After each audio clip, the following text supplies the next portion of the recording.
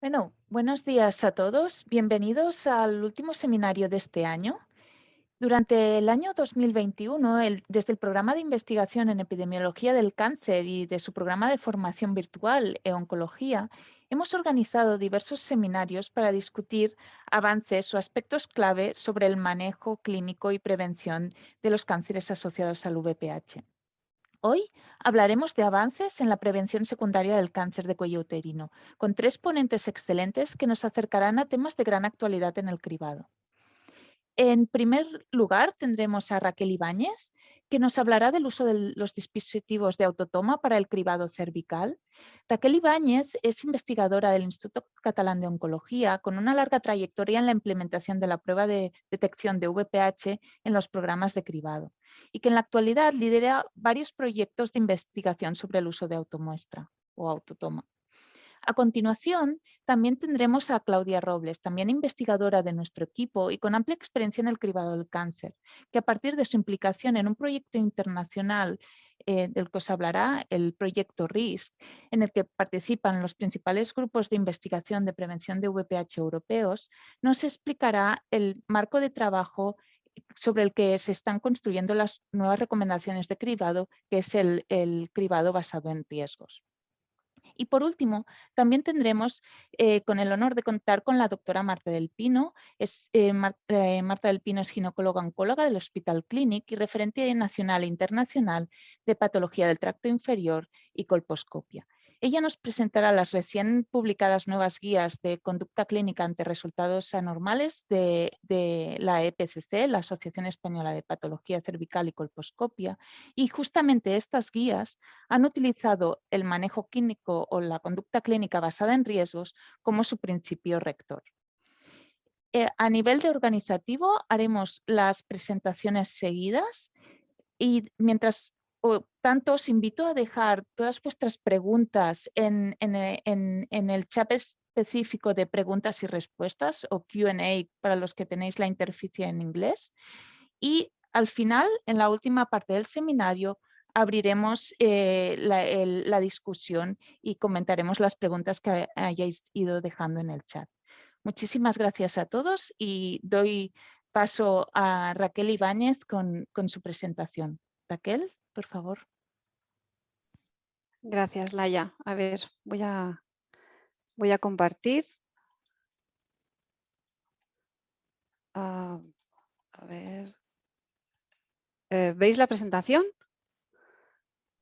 Sí, Raquel. Sí, ¿no? Perfecto. Vale, bueno, perdonar que no tenga cámara. Yo, si puedo recuperarla a lo largo de esto, ya me veréis, pero bueno, ahora para la presentación creo que tampoco es muy importante. Intentaré hacerla. A ver. Bueno, yo os voy a hablar un poco sobre la introducción del autotoma en el cribado de cáncer de cuello uterino, ¿vale? Como ya sabéis, bueno, la introducción de la prueba de VPH como prueba primaria en el cribado de cáncer de cuello uterino nos ha permitido la introducción de nuevos dispositivos de recogida de muestra. Sí que es verdad que a partir de los 30 años, que es donde tenemos el uso de la prueba, ¿no? Se recomienda a partir de los 30 años. Y principalmente, bueno, los nuevos dispositivos contamos con dos. Uno es la autotoma de muestra cérvico-vaginal y la otra es la autotoma de muestra en orina. En esta presentación yo me centraré en la de cérvico-vaginal, ya que la de orina aún está en evaluación, ¿vale? Está más a nivel de investigación y de momento no se recomienda para su uso en el cribado. Bien, bueno, primero de todo empezar diciendo que es la autotoma. La autotoma es la obtención de una muestra cervical a través de lo que hablábamos, ¿no? De un dispositivo que lo que realiza es un cepillado del fondo del saco vaginal, pero por la propia mujer, sin necesidad de que tenga que ir al ginecólogo para que un profesional les traiga la muestra. ¿Qué beneficios ha reportado la autotoma? Bueno, pues en estudios en los que se ha evaluado su uso, lo que principalmente beneficia es en que ven que hay un aumento de la cobertura de cribado. Y esto es especialmente relevante, sobre todo porque los casos de cáncer de cuello uterino normalmente se suelen diagnosticar en mujeres que no han tenido un cribado previo o bien no han seguido las pautas de cribado establecidas, ¿no? Los intervalos, no se han repetido la prueba en los intervalos establecidos. De hecho, este mismo año, la Organización Mundial de la Salud ha publicado sus nuevas recomendaciones de autocuidado y establece, bueno, recomienda utilizar la autotoma en el cribado en mujeres entre 30 y 60 años como una manera de poder avanzar, ¿no?, en la eliminación del cáncer de cuello uterino. También es una alternativa a la visita presencial, con lo cual nos permite que las mujeres que viven en lugares poco accesibles o que estén muy remotos puedan realizarse el cribado. Y además, bueno, al realizarse la muestra la propia mujer, lo que hace es disminuir la presión asistencial. Hoy en día tenemos muchos dispositivos de autotoma comercializados. Los hay de muchas maneras, pero principalmente lo que se distinguen es en el medio de transporte de la muestra. Los hay que son en medio líquido y los hay que son en medio secos. Y luego, bueno, pues lo que veis aquí, las diferentes modalidades que hay es que faciliten más o menos el recogido de la recogida de la muestra por parte de las mujeres.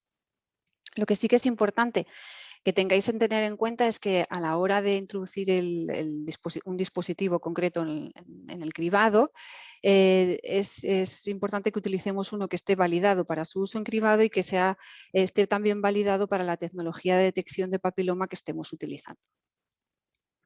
Hay muchos aspectos a tener en cuenta a la hora de introducir la autotoma en el cribado, pero bueno, yo principalmente os hablaré de estos 4 que creo que, o considero yo que son los más significativos y los más importantes. El primero de ellos es la concordancia de resultados de la autotoma cuando los comparamos con el profesional, ¿no? Si es lo mismo o nos podemos fiar de un resultado recogido mediante autotoma. Otro es la aceptabilidad de las mujeres, es decir, las mujeres están dispuestas a utilizar la autotoma para recogerse su muestra. Y otros son el establecer qué hacemos con las mujeres positivas, ¿no? Hay que establecer una serie de circuitos para poderles hacer las pruebas que correspondan. Y luego otra es la logística de la implementación, que tenemos que tener en cuenta a la hora de implementarlo en el cribado. Entonces, si empezamos por el primero, la concordancia de los resultados, vemos aquí, es un metaanálisis que realizó o lideró Arvin y el equipo, en el que, como podéis ver aquí, lo que hacen es, digamos, muestran la sensibilidad y la especificidad cuando comparamos los resultados de las muestras recogidas mediante autotoma y las muestras recogidas por el profesional sanitario para la detección de CIN2 y de CIN3. Como podéis ver, es simplemente coger la sensibilidad reportada por la muestra recogida por el profesional, o en este caso la autotoma, y dividirla por la sensibilidad del profesional. Cuando nos sale 1, quiere decir que las, digamos, son iguales, no hay diferencias significativas, y si no contiene el 1, el intervalo de confianza, quiere decir que hay diferencias. Como podéis ver aquí, cuando utilizamos tecnologías de detección de VPH basadas en PCR, no encontramos diferencias, o la sensibilidad, vamos a decir así, no es inferior a la sensibilidad reportada por las muestras recogidas por el profesional.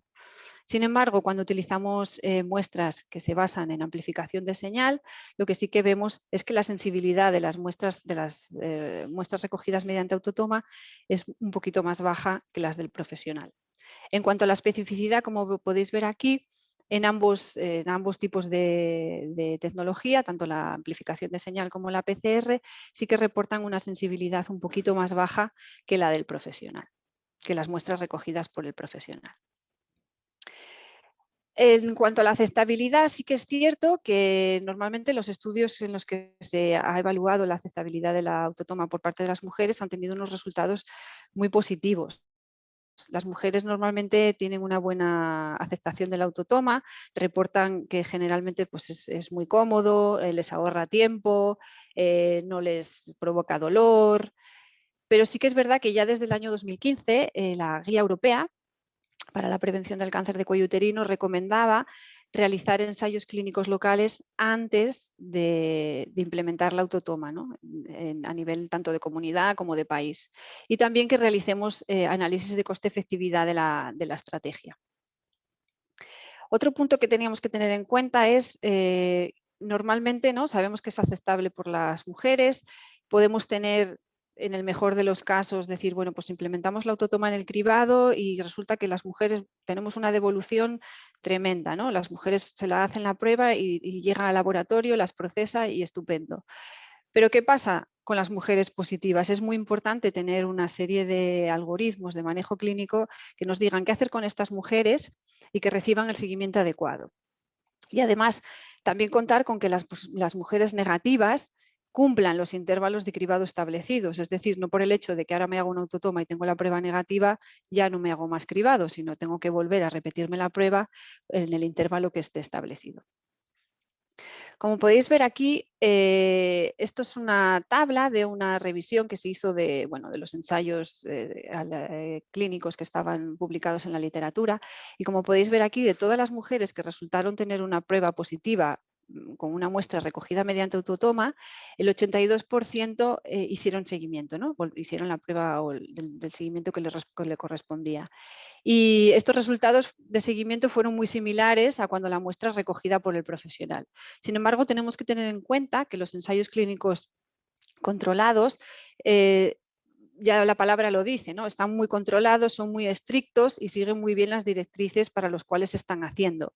Pero puede suceder que cuando nos implementemos la autotoma en una situación real, encontremos que esto no ocurre.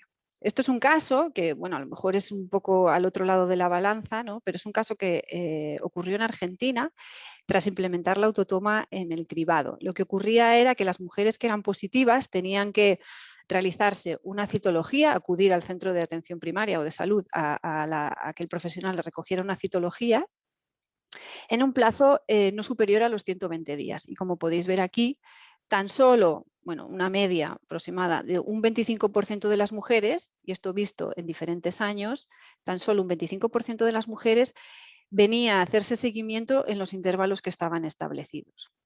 Por lo tanto, es muy importante cuando introducimos una autotoma en el cribado, establecer un sistema de alertas que nos permite identificar qué mujeres son positivas o a las negativas cuando tenemos que volver a citarla. Establecer un sistema de citaciones personalizadas para que cada una de las mujeres acuda o vuelva al cribado cuando esté establecido. Es muy importante dotar a las mujeres de la información necesaria y que esta información sea suficientemente clara como para que puedan entender la importancia de todo el proceso del cribado y por qué tienen que volver, ¿no?, a realizarse otra prueba en caso de positiva o por qué la negativa tiene que volver a realizarse la prueba de cribado al cabo de un tiempo. Y, por supuesto, informar a los profesionales, es muy importante que ellos estén muy informados para dar esta información clara a las mujeres, es a los que les van a preguntar y tienen que dar una información sencilla y clara que sea fácil de entender. ¿Todo esto cómo se consigue? Bueno, pues mediante un cribado poblacional. Siempre que se introduce una autotoma en cribado, se recomienda que se realice bajo un cribado poblacional. Esto nos permitirá también, además, la evaluación posterior de toda esta actividad y un control de calidad. Y esto así nos permite identificar si hay algún tipo de problema y poder poner solución. Siguiendo con el seguimiento de estas mujeres positivas, tenemos que establecer qué pruebas tenemos que hacerles, ¿no? Las mandamos a colposcopia, hacemos una prueba reflex o qué prueba de trías realizamos a estas mujeres para facilitar su manejo. Bueno, pues cuando utilizamos la muestra recogida por autotoma, siempre podemos utilizar pruebas reflex que sean siempre y cuando sean moleculares. Es decir, podemos hacer un genotipado del VPH, que no simplemente quedarnos con positivo o negativo, sino a lo mejor saber el tipo. Pruebas de metilación, si es que las tendríamos, o en un futuro a lo mejor las tenemos implementadas en el cribado. Lo que sí que es cierto es el tema de la citología. No se recomienda realizar una citología con una muestra recogida mediante autotoma, ya sea ni como prueba primaria ni como prueba reflex. ¿Por qué? Porque normalmente los dispositivos de autotoma lo que vienen es en un medio seco, que lo que hace es que se degraden mucho las células y no permiten la lectura citológica adecuada de estas células. Por lo tanto, siempre y cuando pongamos como método de triage para las mujeres positivas la realización de una citología, esto tenemos que tener en cuenta que requiere una visita al profesional, por lo tanto una visita presencial y que sea un profesional sanitario el que recoja la muestra. El cuarto punto, que a veces cae de cajón, pero hay que tenerlo en cuenta, a la hora de introducir la autotoma, ¿no? Ya sabemos, imaginaros que ya tenemos pues la concordancia estupenda, la aceptabilidad, mis mujeres la aceptan muy bien, voy a introducirla. Tenemos que tener muy en cuenta a qué población va dirigida. ¿Va dirigida a todas las mujeres? ¿Va dirigida solo a las mujeres que no se han cribado nunca? ¿A quién va dirigida? Como os comentaba antes, tenemos que definir muy bien qué algoritmos de manejo clínico vamos a hacer con las mujeres positivas, qué pruebas les vamos a realizar y en qué periodos de tiempo. También tenemos que establecer cómo vamos a hacer llegar ese dispositivo a las mujeres, dónde lo van a recoger, dónde lo van a entregar, cómo lo vamos a etiquetar, cómo lo vamos a hacer llegar al laboratorio. En el laboratorio es muy importante dotarlos de la infraestructura adecuada para poder realizar ese manejo de muestra y que al final obtengamos un resultado. Daros cuenta de que actualmente las tecnologías de detección de papiloma lo que tienen es que están muy automatizadas, pero la autotoma no lo está tanto. No se ha desarrollado todavía lo suficiente como para que esté completamente automatizado todo el circuito, con lo cual hay una parte que hoy por hoy sigue siendo manual, con lo cual tenemos que tenerlo en cuenta a la hora de introducirlo también en nuestro cribado. Otra parte importante es comunicar los resultados, cómo vamos a hacerle llegar los resultados a las mujeres o al médico que tenga que hacer el seguimiento de la mujer positiva, cómo vamos a citar a las mujeres positivas para que se realicen la prueba que le corresponde. Lo que hablábamos antes también, una buena formación al personal sanitario y administrativo. Pensar que, como decíamos, si está bajo un cribado poblacional, normalmente los administrativos son los que o envían las cartas de invitación, envían SMS o como lo queramos establecer, o llaman a las mujeres positivas para decirles que, bueno, cuando tienen que acudir, ¿no? Y el personal sanitario tiene que estar muy informado de cuáles son los nuevos cambios, cómo funciona la autotoma, para poder dar respuesta a las dudas que puedan tener las mujeres. El personal de laboratorio, pese a que sí que es verdad que tenemos una muestra y que al final tenemos una detección de papiloma, que posiblemente es la misma que utilicemos para las muestras recogidas por el profesional, bueno, pues lo que comentábamos, hay un circuito que es propio de las autotomas, es un poco diferente, que tienen que saber hacerlo y tienen que saber cómo procesar esta muestra. Raquel, disculpa, Dime, ¿ya me un paso? minuto. Vale, bueno, pues nada, en cuanto a las mujeres lo mismo, tenemos que establecer que sepan todo el proceso y por supuesto evaluar y controlarlo todo. En cuanto a las pruebas de VPH, bueno, pues tener en cuenta que principalmente tienen que estar basadas en PCR, utilizar un sistema que esté validado para el uso en cribado, tener todos los protocolos y verificar también cuánto tiempo podemos tener esa muestra hasta que se pueda detectar, ¿no? Cuánto tiempo puede pasar desde que recogemos la muestra hasta que se pueda detectar el VPH. Y luego el dispositivo autotoma lo mismo, que esté homologado para su uso en cribado, que tengamos suficiente evidencia para la tecnología que estemos usando, que no sea invasivo y bueno, que facilite la recogida por parte de la mujer y luego muy importante, bueno, tener los costes asociados, ¿no? De invitaciones, de envío de dispositivos, etcétera. Y luego finalmente ya por acabar, un poco para que veáis cómo está a nivel mundial el tema de la autotoma, ¿no? Los que están en verde son aquellos que ya tienen implementada la prueba de VPH como primaria. Como podéis ver aquí, los países en naranjita son aquellos en los que utilizan la autotoma para todas las mujeres de cribado, los amarillitos solo para las mujeres que no acuden a cribado. Y luego los demás, bueno, pues están haciendo pilotos, que son los asteriscos para poder introducir la autotoma, o los rayados, que todavía están implementando el VPH en el cribado. Y bueno, como conclusión es deciros eso, que hay suficiente evidencia que avala una buena concordancia de los resultados de autotoma con respecto al profesional, que suele ser muy bien aceptada por parte de las mujeres, que tenemos que definir muy bien los manejos clínicos de las mujeres con pruebas positivas y asegurarnos de que asistan a ese manejo clínico, formar a los profesionales y a todas las mujeres en cuanto al uso, que estén bien informados de cómo es todo el cribado con autotoma y realizar los controles y evaluación del cribado que sean adecuados para identificar pues todos los problemas que surjan. Y ya está. Muchas gracias por vuestra atención. Dejo de compartir. A ver. Muchísimas gracias, Raquel. Doy paso a continuación a la doctora Claudia Robles, que nos presentarán el concepto de cribado basado en riesgos y el proyecto asociado RISC. Uy, sí. A ver. ¿Se ve bien ya la pantalla? Sí, perfecto. Muchas gracias. Perfecto. De acuerdo, pues gracias, Laia, por la presentación. Entonces, en este proyecto pues, os hablaré del cribado de cáncer de cuello uterino basado en riesgos, que básicamente el proyecto RISC. Un poco más de detalle, primero hablaremos del cribado actual, que es el cribado basado en el riesgo, y ya para finalizar sobre el proyecto en sí. A grosso modo, esto es lo que es el abordaje actual del cribado de cáncer de cuello uterino actual. Es decir, tenemos una serie de mujeres a las que les realizamos una prueba, ya sea la citología o una prueba de VPH. Obtenemos un resultado que será de mejor a peor y en función de este resultado se realiza una conducta clínica recomendada, que puede ir desde un cribado de rutina en 3 o 5 años, según la prueba que se haya realizado, un seguimiento a 6, 12 meses o a una colposcopia. Es decir, la conducta clínica se basa en el resultado de la prueba y el riesgo viene definido por el resultado de la prueba. De este modo, ¿qué pasa?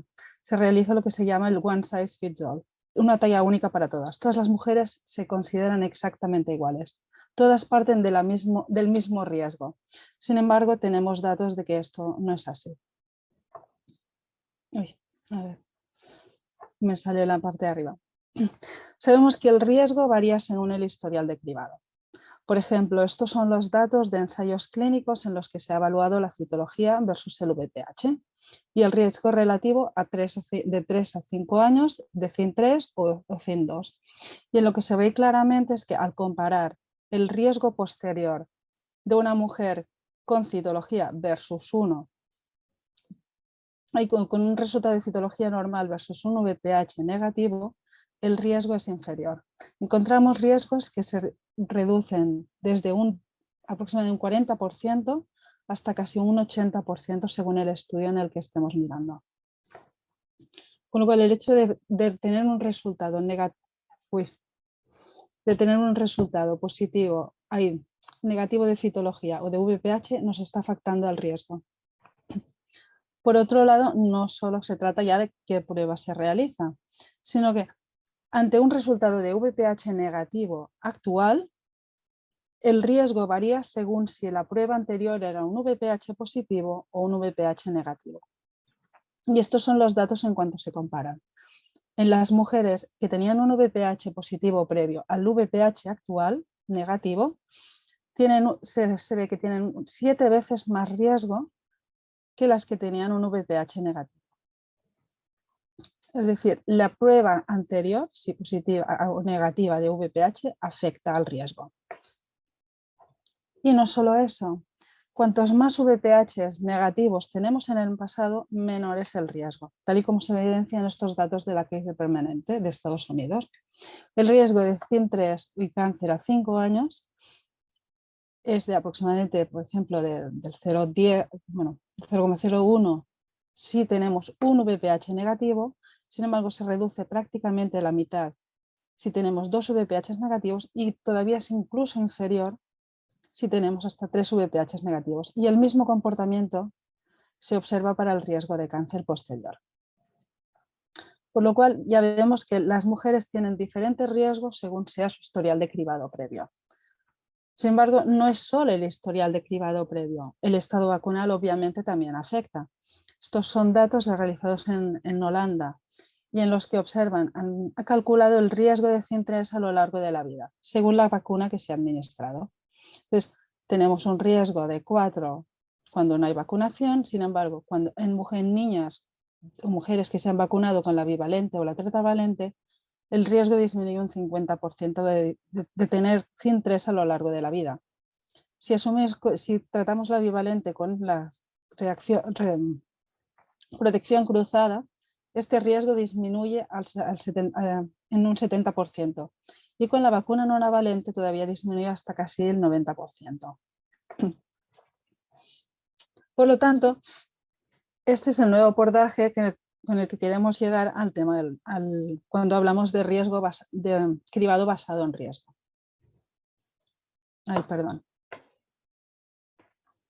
Tenemos diferentes mujeres, cada una con su riesgo, a las que les realizamos la prueba, que era lo que hacíamos. Sin embargo, lo que vemos es que a un mismo resultado de la prueba, como puede ser un resultado de ASCUS de citología, por ejemplo, según el riesgo basal de la mujer conjuntado con el resultado actual de la prueba, la conducta clínica puede ser diferente. En mujeres de bajo riesgo, de muy bajo riesgo, podemos llegar, aunque tenga un resultado normal, podríamos estar haciendo un cribado rutinario a 3-5 años, y en mujeres con un resultado medianamente normal, pero con un riesgo elevado, por ejemplo, por tener patología anterior, ya realizaríamos igualmente una colposcopia. Con lo cual, la conducta clínica se basa en el riesgo de cáncer de cuello uterino en lugar del basarse en el resultado de la prueba, y el riesgo viene definido por el resultado de la prueba, el historial de cribado, la edad, el estado vacunal, otros factores de riesgo como ser fumador, etc. Con lo cual estamos hablando de una prevención personalizada. ¿Qué ventajas tiene el cribado de cáncer de cuello uterino basado en riesgo? Pues para las mujeres, por un lado, menos intervenciones innecesarias en mujeres de bajo riesgo, porque no les estaremos realizando pruebas como una colposcopia ni un sobretratamiento, con lo cual reducimos las tasas de ansiedad. Y por otro lado, identificamos mejor a las mujeres que tienen un alto riesgo, con lo cual se puede hacer un seguimiento más rápido y quizás llevarnos a un diagnóstico más temprano. Para administraciones o gobiernos, como el cribado tiene el principio de igual manejo clínico a igual riesgo, esto facilita la incorporación de nuevos métodos de cribado. Ante una nueva prueba no es necesario mirar a ver cómo se compatibiliza y crear nuevos algoritmos. Simplemente se trata de calcular cuáles son los riesgos y entonces a partir de esos riesgos ya se identifica cuál es el manejo clínico adecuado. Por otro lado, estimaciones que todavía se tienen que pulir indican que se podría reducir hasta 100.000 millones de euros al año en Europa respecto al coste de los programas de cribado. Pero no solo eso, resulta que es más coste efectivo el cribado. Es decir, obtenemos mayores beneficios de salud a igual o menor coste. Se ha estimado así, a lo bruto un poco, que con un gasto promedio de 2 euros por mujer en Europa, que es lo que habitualmente se gasta en los programas de cribado, se podrían evitar 12.500 casos de muerte por cáncer de cuello uterino, lo cual representa la mitad de la carga de muerte actual. Entonces, ¿cómo implementamos un programa de cribado basado en riesgo? Y aquí es donde entra el proyecto RISC. Su objetivo es desarrollar y evaluar una primera propuesta de cribado de cáncer de cuello uterino basado en riesgo en Europa. Y para ello hay 11 instituciones a lo largo de Europa que estamos trabajando en ello. Un programa de cribado basado en riesgo básicamente es esto de aquí. Es decir, identificamos a las mujeres según su riesgo y en función de su riesgo realizamos una conducta específica. Sin embargo, claro, para poder obtener esto necesitamos dos cosas. Por un lado, identificar los perfiles de riesgo. Identificar si tenemos una mujer que ha sido vacunada pero tuvo un CIN2 previo, qué riesgo tiene actual. Y para ello tenemos diferentes bases de datos que estamos analizando y de estudios, de programas también de cribado, los que vamos a ir estimando cuáles son los diferentes riesgos que tienen las mujeres para poder ir clasificando y ver entonces cuál es el riesgo de estas mujeres. Por otro lado, necesitamos identificar cuál es la recomendación de cribado a seguir, cuáles serían los umbrales de riesgo para realizar cada prueba, a partir de qué nivel de riesgo realizamos una colposcopia o simplemente realizamos una prueba de seguimiento a 6 o un año y en cual ya directamente ya pasa a ser cribado rutinario. Por otro lado, no solo se trata de tener el programa en sí, se trata también de implementarlo. Y un programa de cribado basado en riesgo parece muy bonito, pero claro, se tiene que convencer a las administraciones de que realmente vale la pena. Entonces, el proyecto no solo se basa en crear la propuesta, sino también en facilitar las herramientas necesarias para su implementación. Como puede ser evaluar la coste-efectividad de un programa de cribado de cáncer de cuello uterino basado en el riesgo. Se está llevando también a cabo un programa piloto de cribado de cáncer de cuello uterino para ver cómo funciona, cómo se puede hacer. Se están creando también una serie de herramientas informáticas de código abierto con las que poder calcular este riesgo, porque no se pretende que el ginecólogo o la comadrona se dedique a estimar este riesgo. Todo esto tiene que venir ya implementado. Tiene que haber un sistema que recoja toda esta información de cribado previo, resultado actual y facilite directamente el riesgo y cuál es la conducta a seguir. Y por otro lado, la educación. Ofrecer formación gratuita en línea para el personal involucrado en los programas de cribado, así como también realizar actividades de difusión y de comunicación. En cuanto a la formación, quería hablaros del curso que hemos creado. Se trata de un curso de cribado de cáncer de cuello uterino basado en VPH para profesionales sanitarios y personal técnico implicado en la implementación y desarrollo del programa. Este programa tiene 8 módulos, 8 partes principales, que son el VPH y la historia natural del VPH y el cáncer de cuello uterino. Por otro, la prevención general del cáncer. Posteriormente habla de la citología y del VPH como principales pruebas de cribado. Hay otro módulo sobre cuál es la gestión de los resultados de cribados, enfocada al triaje, la colposcopia y cuál es la conducta clínica a realizar. El uso de la autotoma, el impacto de la vacunación del VPH en el cribado en poblaciones especiales, principalmente personas inmunodeprimidas, y cómo implementar estos programas de cribado. Actualmente se centra básicamente, Actualmente se centra en la implementación, en el cambio simplemente de la citología al VPH, pero la idea es que para cuando finalice el proyecto incorporar también toda una serie de información sobre el cribado basado en riesgo. Este curso ya está disponible y se puede realizar en 2 modalidades. En la aula de oncología, en la que es una actividad autoformativa, se dispone de 3 meses para realizar el curso por libre. Se tiene un tutor online para resolver consultas, está acreditado con 5,8 créditos de formación continuada y no tiene coste. La siguiente edición está prevista para enero del 2022. También se puede realizar por la Universidad Oberta de Cataluña, en el cual se realiza en 8 semanas, pero es una formación guiada. El tutor es también un guía para realizar debates, actividades formativas, dudas y seguimiento. En este caso es una acreditación universitaria con un crédito de ECTS y tiene un coste de 140 euros. La próxima edición está prevista para mayo del 2022. Y con esto, pues muchas gracias por la atención y estaré atenta a las preguntas. Muchísimas gracias, Claudia. Y ahora ya, por último, ¿no? De nuevo introducir a la doctora Marta del Pino. Bueno, como la he introducido antes, pero ella no estaba en ese momento, la vuelvo a introducir. Ella es ginecóloga-oncóloga del Hospital Clínic y ¿no? es un referente en patología del tracto inferior y colposcopia tanto a nivel nacional aquí en España como a nivel internacional, y nos presentará, ¿no? las recién publicadas guías de la EPCC, justamente también intentando, ¿no? que trasladar este marco de trabajo del cribado y la conducta clínica basada en riesgos. Adelante, muchas gracias. Gracias, Laia. Buenas tardes a todos. Como os comentaba Laia, os hablaré un poco de cuál es la filosofía que hay detrás de las guías nuevas de la Sociedad Española de Patología Cervical y Colposcopia que se han publicado recientemente.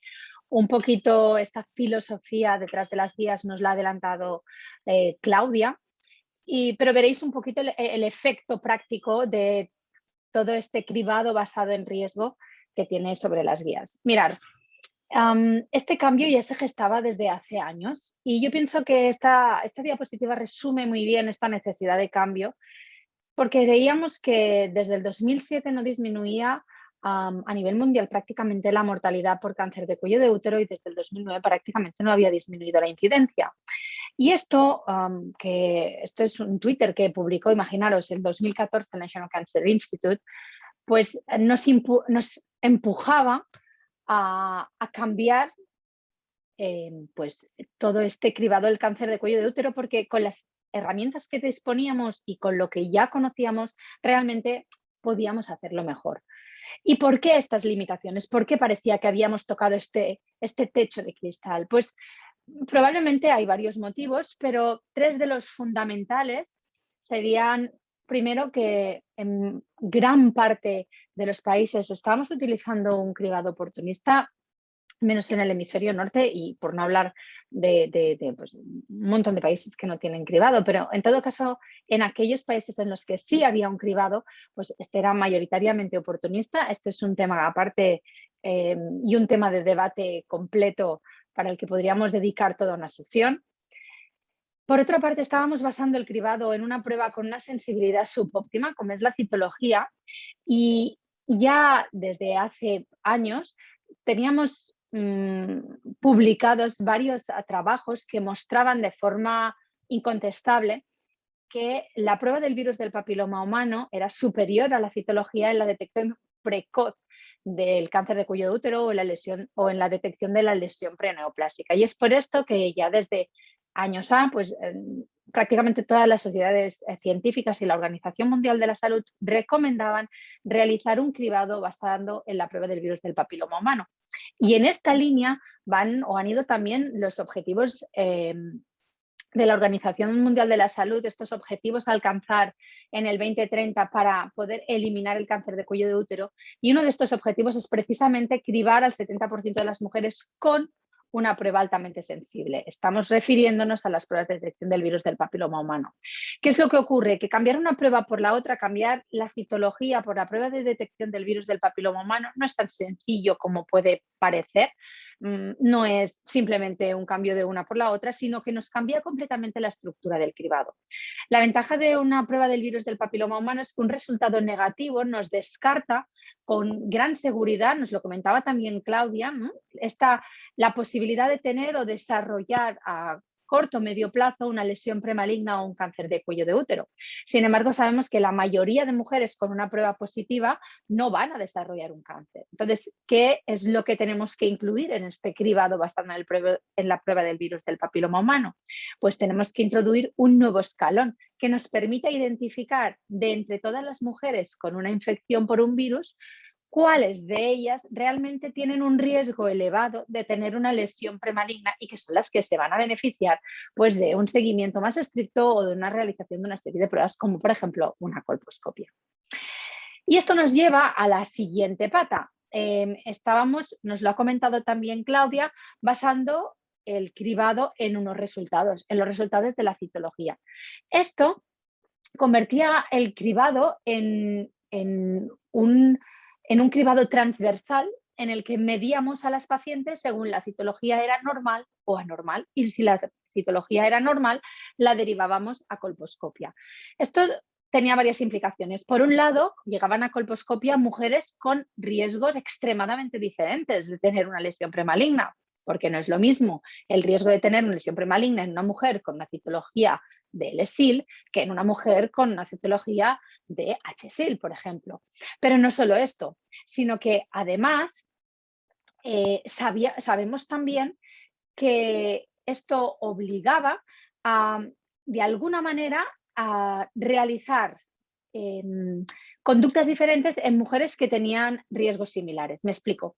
Hay ya trabajos que, preguntando a los ginecólogos, veían que había más tendencia a derivar a mujeres a una colposcopia cuando éstas tenían una citología repetida de ascus, aunque tuvieran un virus negativo.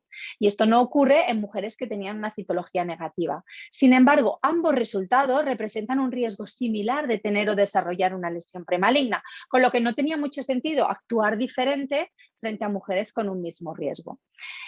El hecho de cambiar esta visión y dejar de tener un cribado basado en resultados en el que una misma medida nos servía para todos, este one fits all que nos comentaba Claudia, y empezar a basar el cribado en los riesgos, nos permitía que aquellas mujeres que identificábamos con un riesgo similar pudiéramos hacer una conducta similar.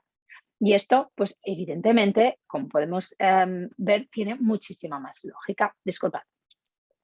De manera que esta nueva visión del cribado, cribado basado en riesgo, sin duda tiene muchas ventajas. Para empezar, lo estamos basando en una prueba muchísimo más sensible, más capaz de detectar esta lesión premaligna, capaz de progresar a carcinoma. Pero además que nos permite pues, un abordaje mucho más personalizado. Hemos dicho que depende del riesgo que tiene la paciente que tenemos delante, vamos a actuar de una manera o de otra. Es un cribado mucho más personalizado. Y además, ¿qué ocurre? Pues que a aquellas mujeres con más riesgo vamos a poder dedicarles la mayoría de los recursos y en cambio reduciremos pues, la utilización de recursos innecesarios en mujeres de bajo riesgo. Y una de las ventajas que para mí tiene más sentido de esta nueva visión del cribado es que un cribado basado en riesgo es un cribado mucho más sólido. Fijaros, una de las cosas que hemos dicho es que ante un cribado basado en la prueba del virus del papiloma humano, y por tanto un cribado basado en riesgos, porque nos obliga a estratificar, como comentábamos, necesitaremos identificar qué mujer tiene más riesgo de tener una lesión y por lo tanto se beneficiaría, por ejemplo, de una colposcopia. Como podéis entrever aquí, este triaje, ¿no? Esta prueba que nos ayude a seleccionar, pues puede ser muy diferente. Y de hecho, se estudian y se barajan varias opciones. Y estas opciones pueden cambiar de país a país o incluso dentro de un país como el nuestro, pues de comunidad autónoma a comunidad autónoma. ¿Y esto qué supondría? Pues que pues en unos sitios en que se utilizará la citología tendrían una serie de algoritmos para responder a cómo hay que actuar ante esta mujer. Pero podría ser que en otra comunidad autónoma o en otro país pues utilizarán la citología y el genotipado o solo el genotipado o la metilación. Pensar que cada una de estas herramientas de triaje supondría una serie de algoritmos completamente diferentes probablemente. O igual combinarían la citología y la metilación, los microRNAs, nuevos marcadores moleculares. Esto sería, como podéis imaginar, un caos que además no nos permitiría comparar entre diferentes estrategias de cribado, entre diferentes resultados o cuando una mujer viajara de un sitio para otro, pues sería complicado continuar el cribado de esta mujer. En cambio, si nosotros lo único que pedimos es conocer el riesgo intrínseco en cada resultado, en todo momento vamos a saber qué es lo que tenemos que hacer. Os pongo un ejemplo práctico. El ejemplo práctico es las guías que publicaron, que probablemente son las primeras guías que de alguna manera plasman sobre papel de una forma muy evidente qué es lo que supone un cribado basado en riesgo. Fijaros que nos dicen las guías americanas que se publicaron el año pasado. Nos dicen, mirad, lo primero que os tenéis que preguntar es, ante los resultados que tenemos de esta mujer, sean los que sean las pruebas que sean, ¿esto implica que esta paciente tiene un riesgo igual o superior al 4% a tener una lesión de alto grado? Si es así, pues o bien haremos una colposcopia o bien un tratamiento. Si no es así, nos vamos a preguntar, muy bien, y entonces, ¿cuál es el riesgo que esta mujer tiene de desarrollar una lesión premaligna en los siguientes 5 años? Y en función de estos rangos de riesgo, ellos determinan diferentes conductas clínicas en mujeres con un riesgo igual o superior al 4%, pues entre el 4 y el 24 recomiendan una colposcopia, entre el 25 y el 59 podemos escoger una colposcopia o bien un tratamiento y más allá del 60% un tratamiento directo. Y luego establecen unos rangos de riesgo para aquellas mujeres con menos riesgo, de manera que se pueda seleccionar cuándo debe esta mujer volver a ser visitada con control a los 5 años, a los 3 o al año. Fijaros que en función de estos rangos de riesgo establecen una conducta que va desde un control a los 5 años al tratamiento inmediato. Un ejemplo muy práctico de lo que supondría un cribado basado en riesgo para una mujer, imaginaros, este es el ejemplo que también publican en estas mismas guías. Una mujer que tiene una citología de ASCUS con una prueba positiva del virus del papiloma humano. Sabemos, porque lo hemos estudiado, porque a través de una serie amplia de mujeres que hemos analizado los resultados, sabemos que el riesgo que entraña este resultado en esta mujer es de un 4,5%. Si nos vamos a las guías americanas, a esta mujer le correspondría una colposcopia en este caso. Hacemos una colposcopia y descartamos, mediante la visualización y la biopsia si es necesario, descartamos que exista una lesión premaligna. Pues ahora el riesgo es del 2,9%. A este riesgo del 2,9% le correspondería un control al año. Perfecto, control al año. Y en este control al año, fijaros que nuestra paciente tiene exactamente el mismo resultado que el año anterior. ¿Qué es lo que cambia aquí? que ya sabemos que el año pasado no tenía una lesión premaligna. Por lo tanto, ante el mismo resultado tenemos un riesgo diferente, por lo que vamos a hacer algo distinto. Esta vez el riesgo, sabiendo que el año pasado en la colposcopia descartamos una lesión premaligna, es del 3,1%, por lo tanto no toca repetir esta colposcopia a pesar de que tengamos el mismo resultado de la prueba de cribado, sino que lo que tocará es un control al año.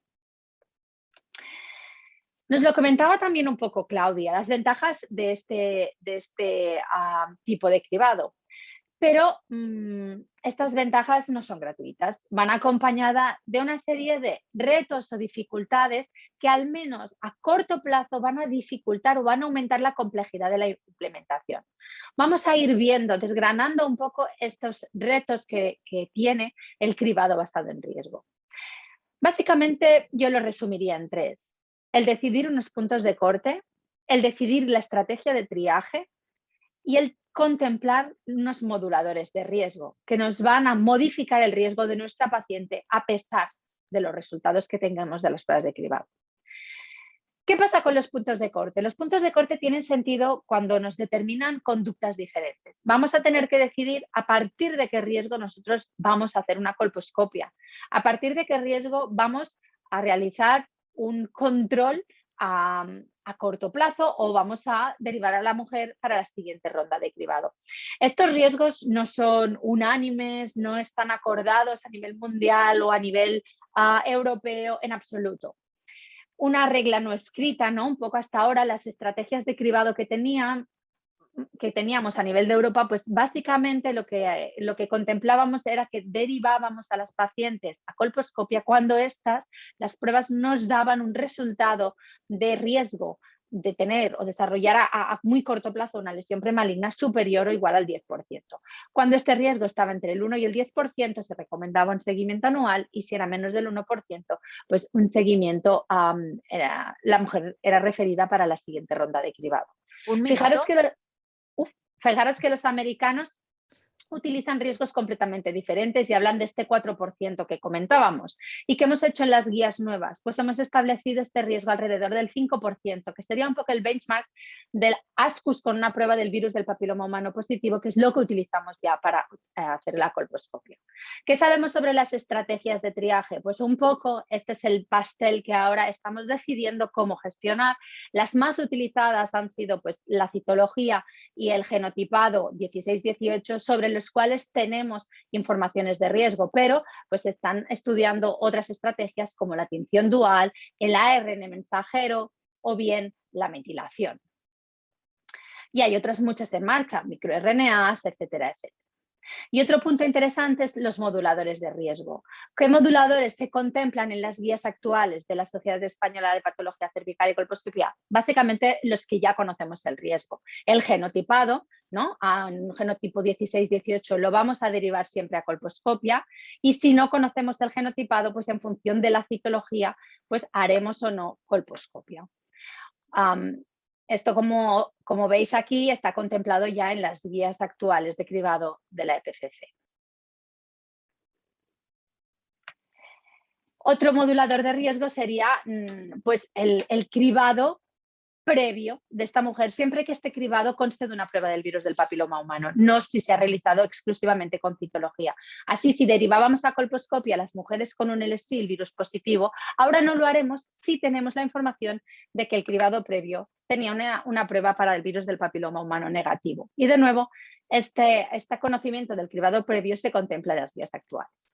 Y finalmente, pues el haber hecho o no una colposcopia que descartara una lesión premaligna, que es un poquito el ejemplo del que hablábamos.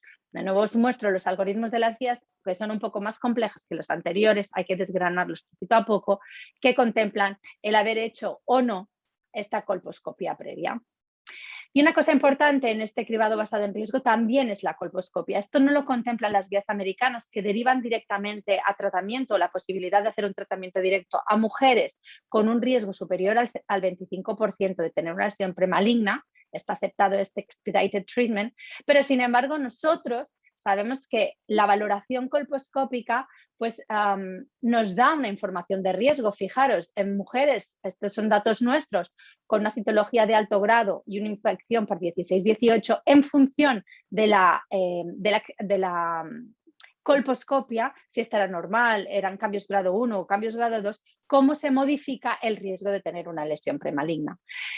Esto nos ayuda a agrupar las mujeres en bajo o alto riesgo, la impresión colposcópica, pero además nos ayudará también a decidir ante una lesión de alto riesgo la identificación de esta lesión, las características de esta colposcópica y de esta lesión, si esta lesión es tributaria de poder hacer un seguimiento en lugar de un tratamiento.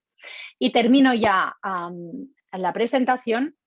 4 ideas que me gustaría que os llevarais a casa. Primero, que el cribado estratificado basado en riesgo es un nuevo paradigma de la prevención secundaria que presenta importantes ventajas como son la individualización, la eficiencia, la solidez, y que a largo plazo va a ser menos complejo porque va a ser mucho más robusto. No necesitaremos cambiar este cribado cada 2 por 3, pero aumenta la complejidad de la implementación, de manera que a corto plazo nos tocará ponernos las pilas.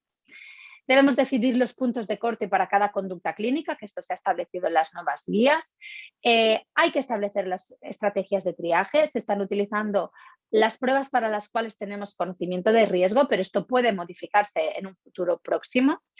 Que el cribado basado en riesgo implica tener en cuenta factores moduladores de riesgo. Hemos introducido los que conocemos el riesgo, pero esto en los próximos años va a cambiar. Añadiremos probablemente si ha habido un antecedente de vacunación o no, o si hay una inmunosupresión. Y que la valoración colposcópica es fundamental en este nuevo paradigma, porque en realidad es uno de los moduladores de riesgo, es una de las herramientas que nos da información de riesgo. Y esto es todo. Muchísimas gracias por vuestra atención.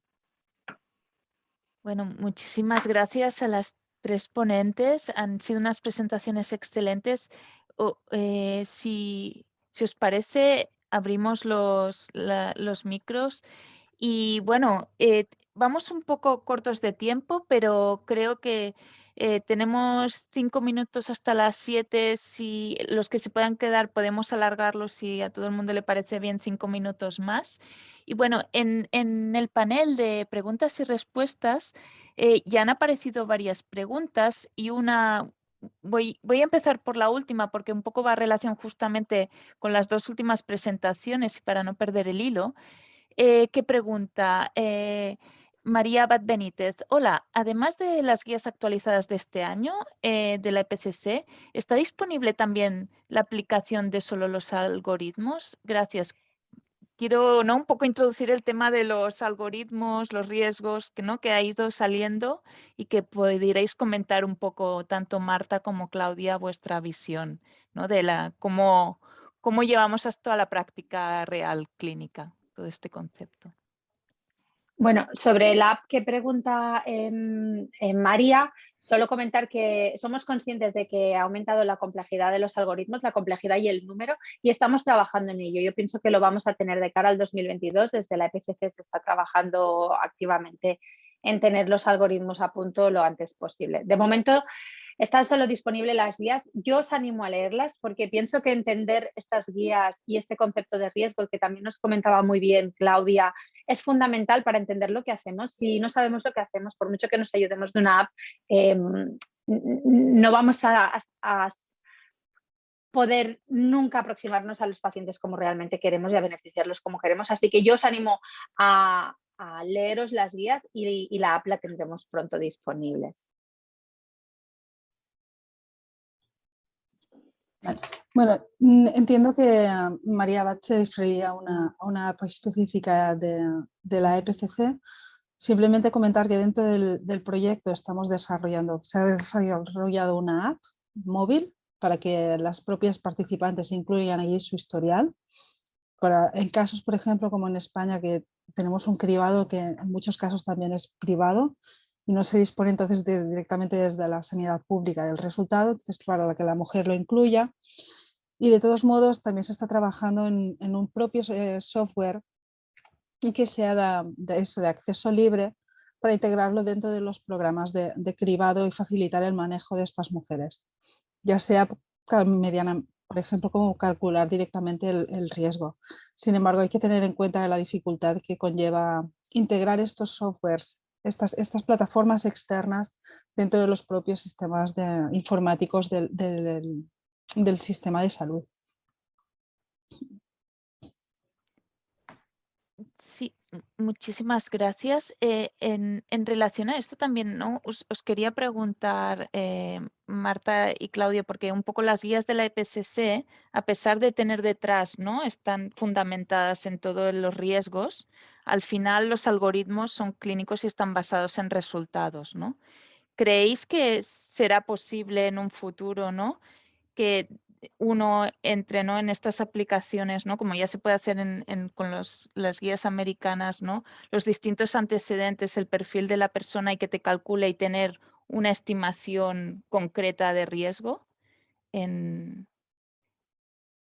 para poder manejarlo acordemente. Yo creo que un poco aquí vamos, sin embargo, todos los clínicos debemos hacer este cambio de chip.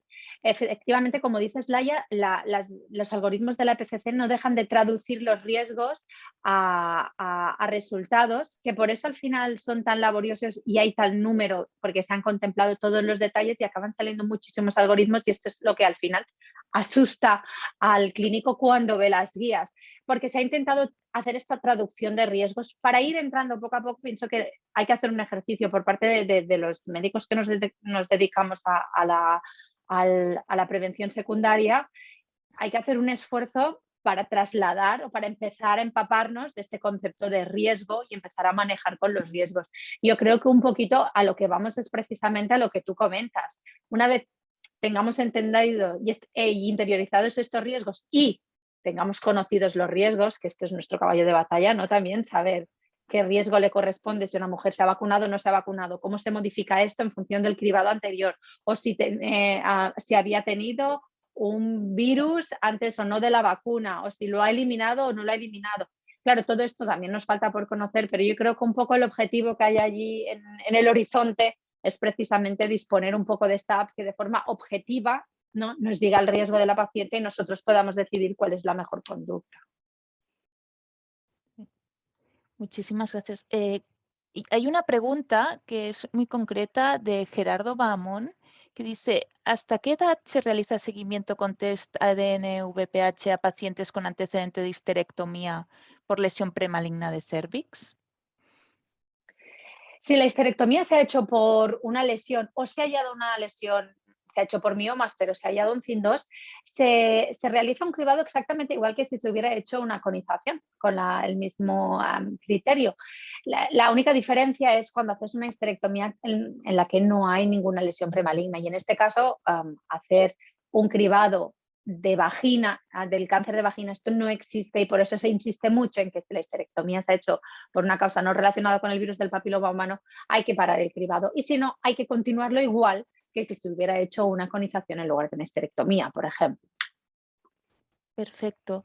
Y bueno, quería un poco también, ¿no?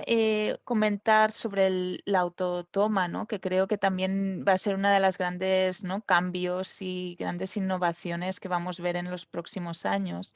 Y Raquel, no sé si querrías comentar cuáles son las experiencias o, ¿no?, datos de los estudios que tú barajas sobre cuál es la mejor manera de hacer llegar estos dispositivos, ¿no?, a las mujeres, por ejemplo, ¿no?, ¿qué es mejor? ¿Enviarles a casa un sobre con ese dispositivo?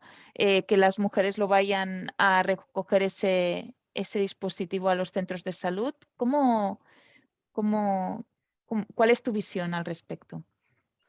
Bueno, volver a disculpar que no puedo conectar la cámara. Ahora sí que tengo una, pero no. Bueno, cosas del directo. Pues mira, decirte que yo creo que nosotros hemos hecho un estudio ahora de aceptabilidad de la autotoma en mujeres de Canarias y de Cataluña, y por los resultados que estamos obteniendo, yo creo que va a depender un poco de cada región, de cómo esté organizada cada región o comunidad o donde queramos implementar la autotoma, porque sí que vemos que no es coincidente. Mientras en un sitio, por cómo estén organizados o como mejor les venga, ¿no? se organicen. Prefieren por ejemplo, que vayan las mujeres a buscar la autotoma a los centros de atención primaria. En otro sitio, pues a lo mejor prefieren ir a buscarlo a las farmacias. O sea, no hay un método que digas, pues mira, siempre lo vamos a enviar por correo. No, de hecho, nosotros cuando preguntamos a las mujeres si preferían que se los enviáramos por correo, no fue la opción más elegida. En Cataluña, por ejemplo, estábamos a la par entre los centros de atención primaria y farmacia, y sin embargo, en Canarias preferían, pero vaya, casi un 70% ir a buscarlo al centro de atención primaria. O sea que yo creo que es un poco la estrategia de cada sitio el que lo va a tener que fijar. Pues muchísimas gracias. Bueno, como ya nos pasamos un poco de la hora y no veo que haya más preguntas, pues si os parece lo damos por concluido hoy. Muchísimas gracias de nuevo. Creo que ha sido muy interesante y empezar a barajar, ¿no? Y a familiarizarnos con estos conceptos que serán muy repetidos, ¿no? En los próximos años. Uno es la autotoma y el otro el cribado y la conducta clínica basado en riesgos. Muchísimas gracias a todos.